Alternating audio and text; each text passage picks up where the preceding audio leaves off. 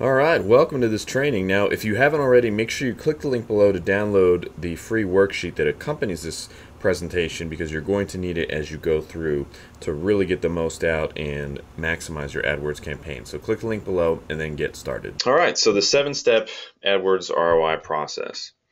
And the secret here is speed and adaptability, and I will come back to that, but I want to just plant in your mind the secret to making this all work is speed and adaptability, just like this guy hustling out here. And good thing he's not in Louisiana, right? Because he would probably be sweating even more. So step 0 before we get in is, you got to have, what is the conversion goal? What do we want them to do?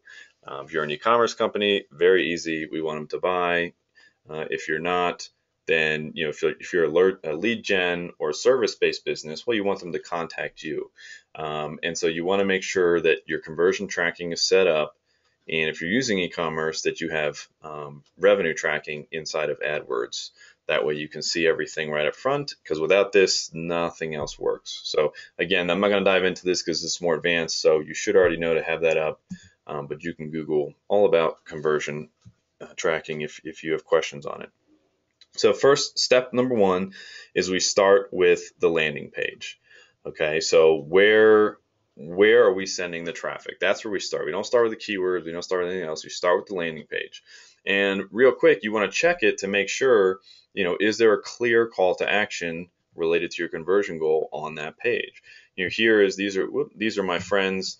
They run a dance studio, and this is one of their landing pages for country dance lessons. And you can see it's very clear what the call to action is. Register now. That's what we want them to do, to register for a free dance class. So if you don't have a very clear call to action, add to cart, buy now, register now, people, when they're on the internet, they're busy, they're not paying attention. You got to really kind of scream at them. So we start with the landing page. We make sure that it has a clear call to action. And once we've got that, then, and also, so if you're having trouble finding, you're like, okay, what landing page should I use? Hop on over to Google Analytics, go to behavior landing pages, and then you can sort the landing pages by conversion rate, e-commerce conversion rate, or by goal conversion rate. So if you're a service-based business, you should have goals set up in Google Analytics. And now this is telling you what your best performing landing pages are. So, why don't we go ahead and start with those? With AdWords, my whole philosophy is like, take what wins and just take that home, just scale it and work on it. So find what works and multiply it. So that's exactly what you're doing here. You're finding the best landing pages and you're starting with those. If you're not sure where to start or what landing page to use, homepage is generally not where you want to send people. But yeah, so specific landing page. So once we've got the landing page, now we're working backwards and we say, okay, what are the keywords that people would be typing in that are, related to this page? Because again, remember, it's all about the right message to the right person at the right time. So we want to make sure we're keeping that relevance. So by having the landing page as our starting point, we know, okay, this was about country dance lessons. So we type, so you come up with a couple keywords about country dance lessons. And I don't even use the Google keyword tool. I just find it just not worth it. You've got some keyword ideas in your brain, so just pull those out and then input them in. And then what I do is, once those are in there, you can log into AdWords and click on this little red keywords button. And in the right-hand side, Google will populate keywords here. And for whatever reason, I always find these to be much better, much more tightly themed and related, versus if you type in the Google keyword tool, where they just give you stuff all over the place. So that's why we follow this process, where you get the landing page, you get some core keyword ideas from the landing page, you enter those in, and then you see what else Google suggests. Now, when you're starting, I suggest you start with phrase match. That's going to give you a good balance between volume and control. If you are not, after a couple of weeks of running, if you're not getting a lot of traffic, then you can switch over to, maybe broad match or modified broad. But I would start with phrase match. So once you've got those keywords in place, the next step is we're going to write the ad copy. Okay, so again, we're working backwards. So we look first at the landing page, then we look at the keywords, and now we're going to write an ad and use those keywords as the driver for those ads. So when we're looking at the keywords, it's like, what is the primary pain that the prospect is trying to solve here or avoid, and what is the benefit that they want? I know when I was first starting, this was kind of a challenging. I was like, it was just kind of challenging because I was like, well, I don't know. They want all this stuff. So don't overthink it. We're not aiming for perfection here, and you'll see why later. It's more of just getting something written that people will say, oh, okay, that speaks to me. It's relevant. So here you can see with country dance lessons, we found that a lot of people who are looking for those, what's important for them is that they want to have fun. They don't want to feel like they're being critiqued or judged. This is for social dancing. So that's why we came up with, fun dance classes. And this is for a local business. So if you're local, it's always good to mention, where you're at in the ad, because people will realize, oh, they're a local company. And so that's kind of the benefit that they want. And then instead of versus me typing in dance lessons, right? If I said dance lessons, well, yeah, it's like in the ballpark of country dance lessons, but country dance lessons is much more relevant to those keywords. So again, that's why we go keywords, landing page first, then keywords, and then ad copy. And here's kind of a starter formula that you can use for your ads when you write your ads. So in the headline, just use the primary keyword or some variation of the primary keyword in the ad group, because that's what they're typing in, that's what they're looking for. So start with that. Description line 1 is where you write a benefit sentence. So this is not every single benefit in the world for working with you or buying your product or service. Like just one. We're just picking one, and pick the one that you think is the strongest. And I remember back when I owned the furniture company, like I would every once in a while take phone calls from customers, because it was always good to talk to them and hear what it was they liked about our tables and all that kind of stuff. So if you interact with your customers, you've already got the language that they're using about what they like about your product or service. If you don't, well, you probably have salespeople who do. So you want to have a conversation with them about what are the key, what are people talking about that they like about your product or service. This isn't magic. It's not like you have to come up with some, copywriters always make it sound like you have to come up with this amazing, like pristine sentence, and it's just not the case. You just gotta, I just believe you just need to be authentic and speak to them in the ways that they speak. So description line 1, you're writing a benefit sentence. Description line 2, again, you gotta be bossy on the internet. You gotta tell them what to do. Be firm. If you just said fun dance classes in Lakewood, they're really fun, like that doesn't, okay, cool, they're fun, but it doesn't speak to me as far as, okay, free trial, book online today. Wow, okay, that's telling me what to do. They've got both in there. I've got an offer plus a call to action. You don't have to have them both in there. Sometimes maybe it's like download this free report now, contact us today for a free quote. Order today, save 10%, order today, free shipping, anything like that in the second line. This is going to be a good starter ad that will put you in the ballpark and on the right path to getting a campaign that's working. So speaking of campaigns, step 4 is we're going to tweak the campaign settings. Now there's a lot, again, this is more intermediate advanced, so some stuff you may have to Google later as far as if you're not sure, but here are the things that really matter. Number 1 is where are your prospects located? Okay, are you targeting locally? Are you targeting nationally, internationally?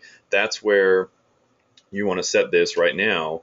And then second of all, is your site mobile responsive? Because mobile traffic is huge, and it's something I've seen grow and grow and grow. But if your site's not mobile responsive, you may not want to be sending mobile traffic to your site. And so again, a good way to kind of answer this question is log into Google Analytics, and you can go under audience and then devices, and it will show you, how do computers perform, how do people on computers interact with your website versus mobile.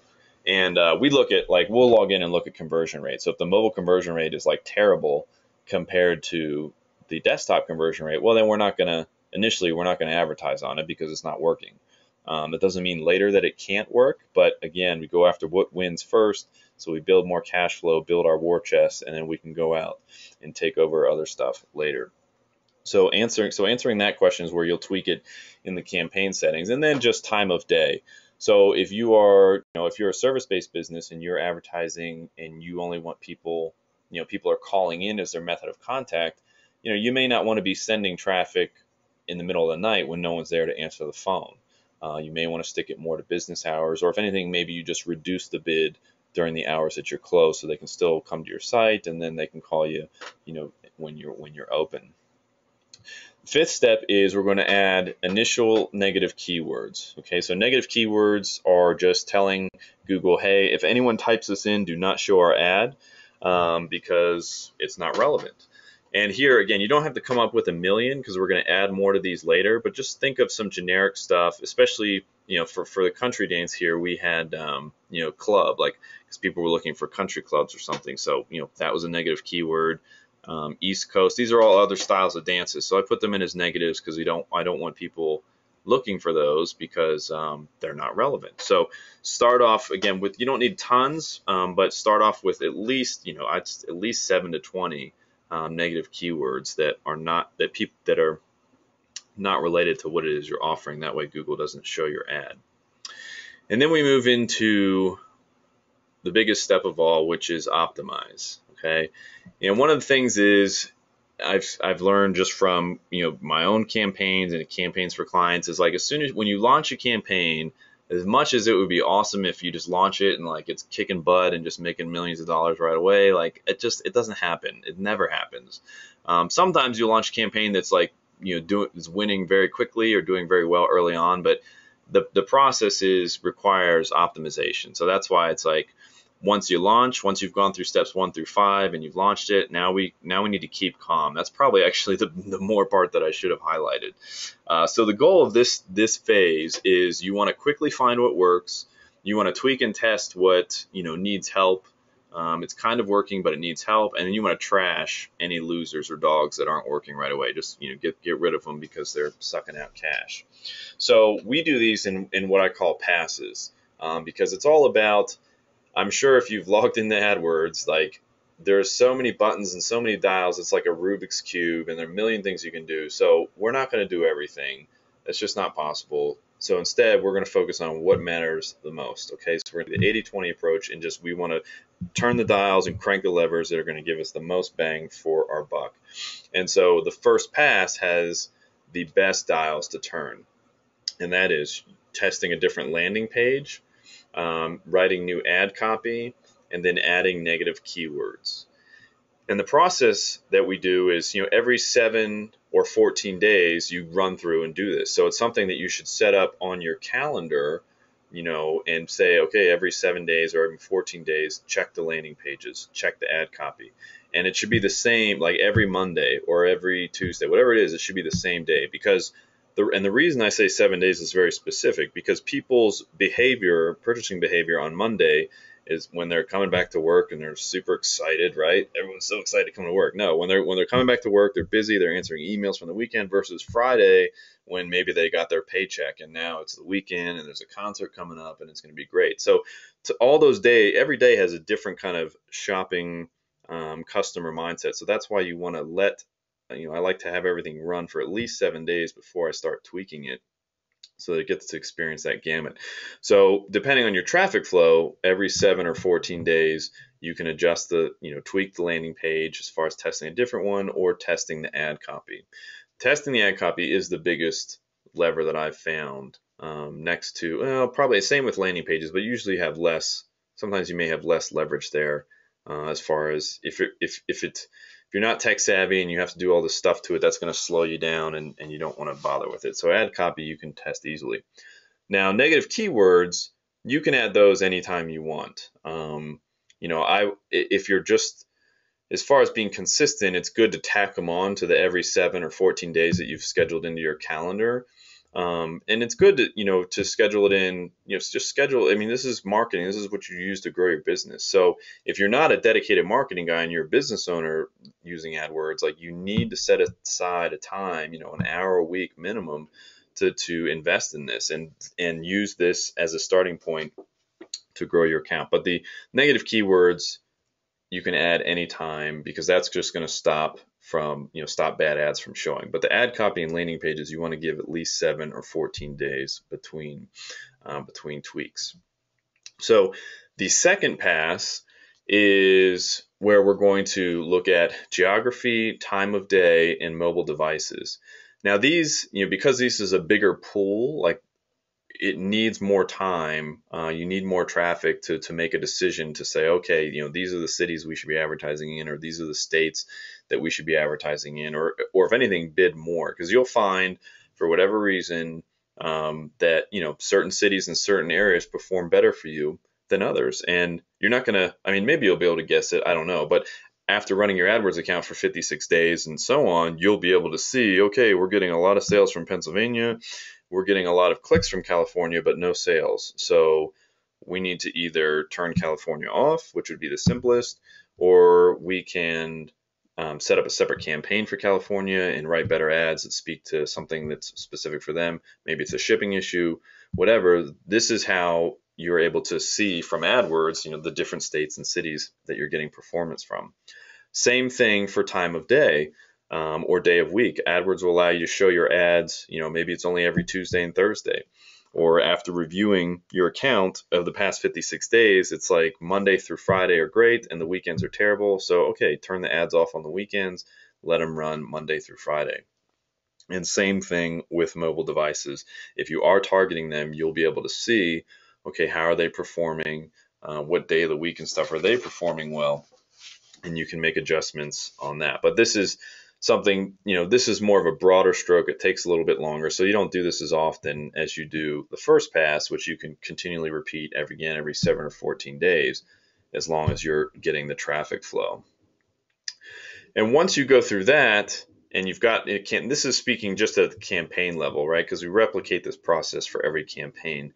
So once you have a campaign that you've optimized and it's getting a good ROI, or it's getting you cheap cost per lead, then you want to take it to the scale, scale it up and make sure, not take it to the scale and weigh it, but you want to scale it up and make sure that you are showing everywhere that you can and you are getting everybody in, because you've got a working machine now. You got a profit machine. So to do that, first, we always check, make sure the keywords are in positions 1 through 2.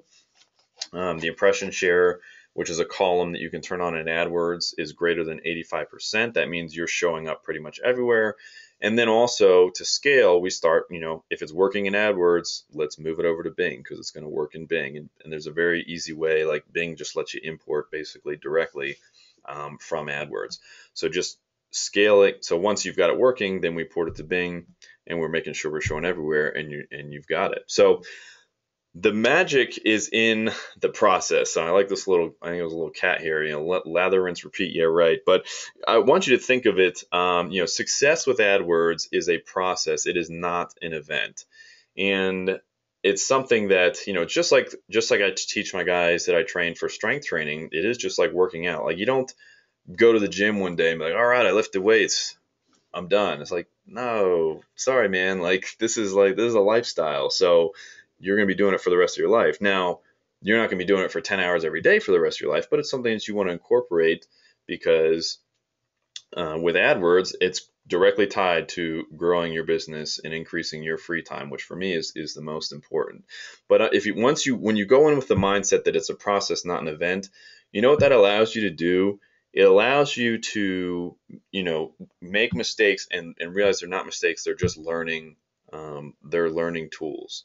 And I think one thing that hangs a lot of people up with marketing campaigns, online marketing campaigns, is this sense that, okay, I spent $5,000 in AdWords this month, I better make $5,000 exactly back, or else it's a total failure. It's like, well, that's one way to look at it, but that's not really going to work, because that's the event approach. It's like, okay, I created a campaign, I launched it, and it needs to kill it. No, like, it's a process. You as you saw the steps that we just went through, you are sculpting out, and you sculpt the campaign. So think of it like a statue, or a big slab of marble rather, that you have to chip away and sculpt through. Obviously, what I've given you here are the biggest cracks that you can take out. So we're not working on the toe when we still need to get the guy's head out. So this way you're going to get the biggest, the fastest way to making the campaign work. But if you go in understanding, hey, this is a process, every 7 days, every 14 days, I'm making the account better. I'm not randomly coming in and tweaking stuff just when I feel like it on the fly, like, which is the worst way to do it. No, I have a systematic process that I'm following. Because again, even, for me, like, few campaigns are 100% clear cut, like killer winners out of the gate. They always require some type of optimization by going through